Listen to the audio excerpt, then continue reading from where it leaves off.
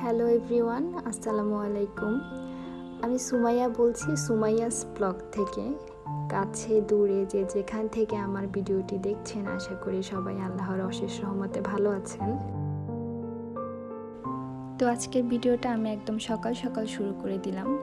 ঘুম থেকে ওঠার পর আমার প্রথম এবং প্রধান কাজ হচ্ছে আমার বিছানাটা গুছিয়ে নেওয়া। এলোমেলো বিছানা আমার একদমই ভালো লাগে না, তো আমি সবসময় চেষ্টা করি ঘুম থেকে ওঠার সাথে সাথেই আমার বিছানাটা গুছিয়ে নিতে। আর শুধু যে বিছানা গুছাই তা না, আমার রুমের অন্যান্য যে জিনিসপত্র আছে সেগুলোও গুছিয়ে নেওয়ার চেষ্টা করি। আমার ভিডিওটি যদি আপনার ভালো লেগে থাকে তাহলে প্লিজ একটি লাইক করতে অবশ্যই ভুলবেন না, আর চাইলে আমার চ্যানেলটি সাবস্ক্রাইব করে নিতে পারেন।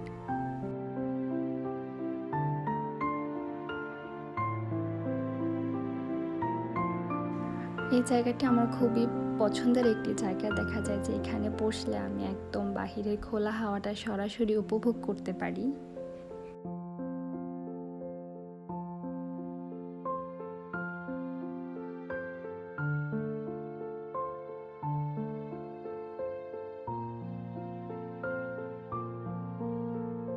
তো আমার রুমের টুকটাক কাজ শেষ করে আমি কিচেনে চলে আসলাম আম্মুকে হেল্প করার জন্য।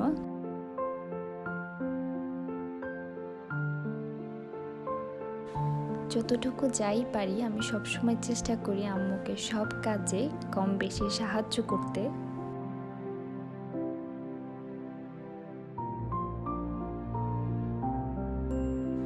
তো ব্রেকফাস্ট টেবিলে সবাই একসাথে ব্রেকফাস্টটা সেরে নিলাম।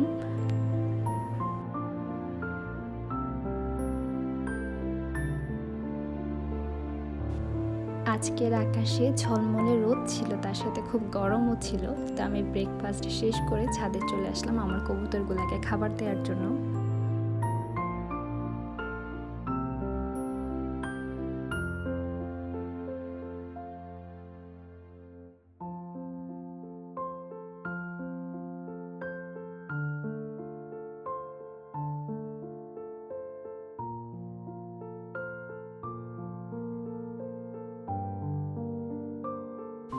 খাবার দেওয়ার পর কবুতরগুলো খাবার খাচ্ছে, এই দৃশ্যটা দেখতে আমার খুবই ভালো লাগে। এখানে আমার আরও কবুতর আছে, ওরা সহজে বের হয় না। তো কিছুক্ষণ পর দেখলাম যে সেই কবুতরগুলো বের হয়ে এসেছে।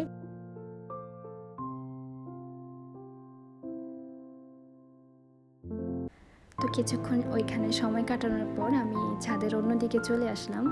তো এসে দেখলাম যে আমার 3-4টা গোলাপ ফুল গাছে খুব সুন্দর গোলাপ ফুল এসেছে। যদিও ভিডিওতে সবগুলো গোলাপ ফুলের কালার কাছাকাছি লাগছে, কিন্তু এখানে গাঢ় গোলাপি, হালকা গোলাপি, তারপর সাদা গোলাপ ছিল।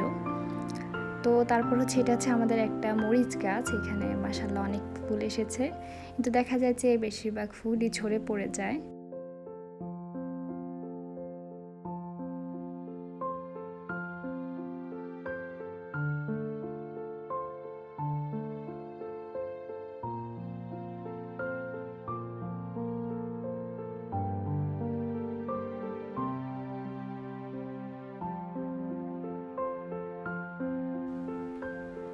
মনে হচ্ছে এটা সিডলেস লেবু। এই গাছটিতে আমাদের প্রথমবার লেবু ধরেছে। তারপরও নিশ্চিত হয়ে বলতে পারছি না। তার আগে যে এই গাছটি দেখেছিলেন আপনারা সেটা কাগজি লেবু।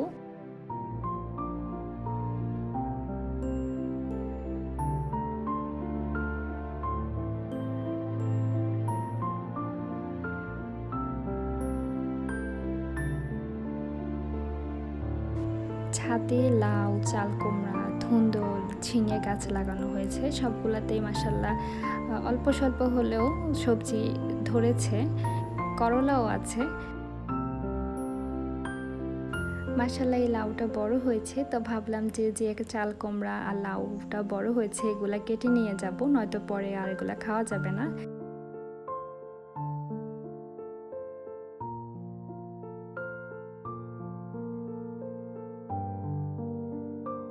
কোনো রকম কেমিক্যাল ছাড়া এইরকম টাটকা শাকসবজি খেতে আমার খুবই ভালো লাগে।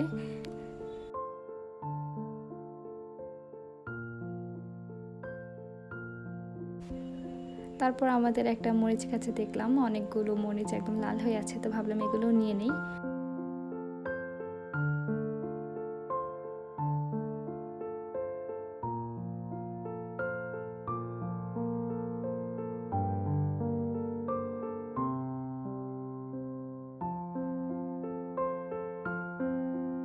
আমার খুবই পছন্দের একটা জিনিস হচ্ছে ধনেপাতা। তো আমাদের এই গাছগুলো বেশ কয়েকদিন আগেই লাগানো হয়েছে, কিন্তু ওইভাবে খাওয়া হয়নি, যার কারণে এগুলোতে ফুল চলে এসেছে।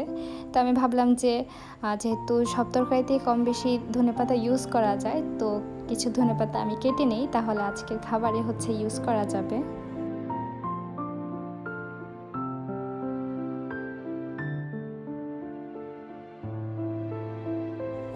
তো আমার কাজ শেষ, তো ভাবলাম যে যেহেতু অনেক রোদ গরম আর ছাদে বেশিক্ষণ থাকতে ইচ্ছা করছিল না, তো আমি বাসায় চলে যাচ্ছিলাম। তো যাওয়ার সময় হচ্ছে হঠাৎ সিঁড়িতে আমার চোখে পড়লো যে আমাদের পেঁপে গাছগুলোতে মাশাআল্লাহ অনেক পেঁপে এসেছে। দেখা যায় যে পেঁপে বেশি আসলেও অনেক সময় পেঁপের ভারে গাছগুলো ভেঙে পড়ে যায়। তো দেখা যাক এবার কি হয়।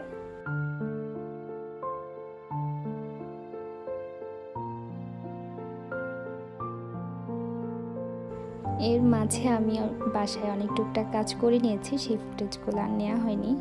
তো কিছুক্ষণ পর ভাবলাম যে আমি একটু আমাদের আম গাছের নিচে যাই, দেখি ওইখানে আম পাওয়া যায় কিনা। তো গিয়ে দেখলাম যে মাশাআল্লাহ অনেক আম পড়ে আছে, একদম হলুদ টসটসা হয়ে আছে আমগুলো, দেখতে খুব সুন্দর লাগছিল।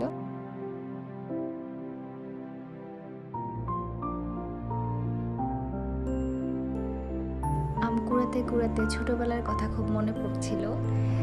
তখন যদি একটু ঝড়ো হাওয়া হতো, একদম সব কাজিনরা দৌড়ে চলে আসতাম আম গাছের নিচে, কে কত বেশি আম কুড়াতে পারি। যদিও এখন ঘরের পাশেই আম গাছ, কিন্তু ওইভাবে দৌড়ে আসা হয় না। হ্যাঁ, মাঝে মাঝে আম অবশ্যই কুড়িয়ে নিয়ে যাই, কিন্তু সেই ছোটবেলার আনন্দটা এখন আর খুঁজে পাই না। ব্যস্ততার সাথে সাথে দেখা গেছে যে আমরা আমাদের সেই শৈশবের আনন্দের দিনগুলো হারিয়ে ফেলেছি।